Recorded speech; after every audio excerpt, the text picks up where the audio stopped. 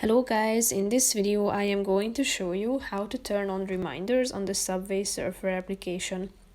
But first I just want to mention, don't forget to subscribe to my channel because at 10,000 subscribers I am going to show you my whole YouTube revenue statistics and growth strategy, how to make money online. So let's jump into it. First of all, open the application, then tap on the settings icon in the upper right corner of the screen. Now you should scroll down until you find the reminders section indicated with this clock. So tap on the reminders button, and as you can see now it is disabled. If you want the